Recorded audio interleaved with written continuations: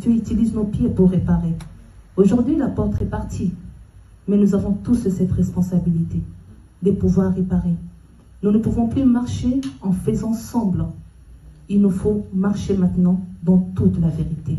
C'est comporter comme des vrais chrétiens. Ne pas pleurer parce que c'est une journée spéciale qui concerne l'apôtre et pouvoir retourner au mal après sa mort.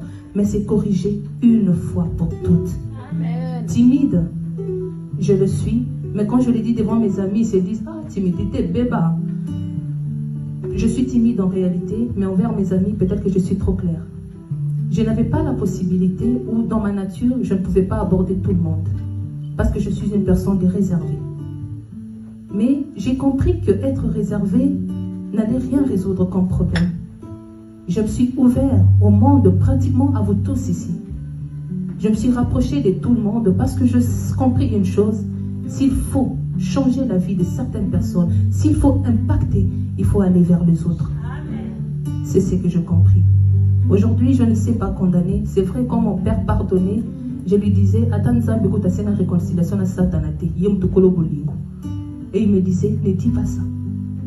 Aujourd'hui, après sa mort, j'ai compris beaucoup de choses. Dieu nous a fait grâce. Alors je vous remercie, mais je ne vous remercie pas seulement.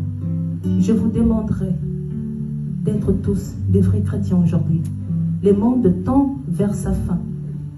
Il est de notre devoir de marcher selon la parole maintenant, de nous comporter selon la parole, parce que c'est déjà le temps de la fin. Dieu reviendra quand on n'attend pas. Je savais que mon père allait mourir, mais je pensais qu'il allait tomber malade, qu'il allait se retrouver hospitalisé. Mais il est arrivé comme un voleur, il est parti. On ne s'attendait pas. Si je suis restée, je ne suis pas allée, c'est la rentrée scolaire, je n'ai pas pu faire les formalités pour les enfants pour partir. Parce qu'il est parti comme un voleur. Et le jour où Dieu reviendra, ça sera certainement pareil. Nous ne serons pas préparés. Alors à toi de voir maintenant la vie autrement. Il est arrivé le matin, à 17 h, il avait fait l'arrêt cardiaque. Il était en bonne santé. Et Jésus reviendra peut-être aussi comme ça. Alors si tu ne peux pas te préparer aujourd'hui, peut-être que ça sera trop tard. Mais je vous invite tous à nous tenir la main, à marcher ensemble comme des chrétiens.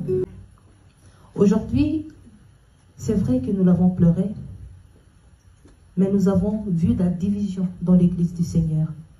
L'église qui combat l'église. Aujourd'hui, nous ne sommes plus capables de nous rapprocher de nos prochains pour réparer quelque chose qui est détruit. Au lieu de réparer, nous faisons des séminaires juste pour critiquer d'autres serviteurs de Dieu, pour critiquer les hommes de Dieu, pour critiquer les frères et sœurs que nous sommes.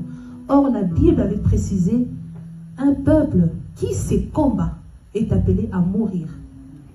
D'où l'Église a perdu en puissance, parce que nous ne sommes plus capables de vivre ensemble. Je prenais mon père pour un dictateur. En fait, il veillait simplement sur l'unité. Il ne faisait pas de séminaires pour condamner les autres. Il n'insultait pas les autres. Quand un pasteur se méconduisait, il s'est déplacé, il allait jusqu'à lui, jusqu'à réparer le problème pour que l'Église reste soudée. C'est la fin. Aujourd'hui, il est parti. Je vais demander simplement une chose à l'Église. Le pasteur Odon vient de nous prêcher la parole de Dieu, il a parlé du cœur. Les scientifiques disent que le cœur est la source de l'intelligence. Mais la Bible nous dit, le cœur, c'est la... Pardon, les scientifiques disent que le cerveau est le centre de l'intelligence. Mais la Bible nous dit, c'est du cœur que provient l'intelligence. Donc comprenez que la vie provient de là. Pour qu'il y ait distribution même de l'oxygène, il faut que ton cœur soit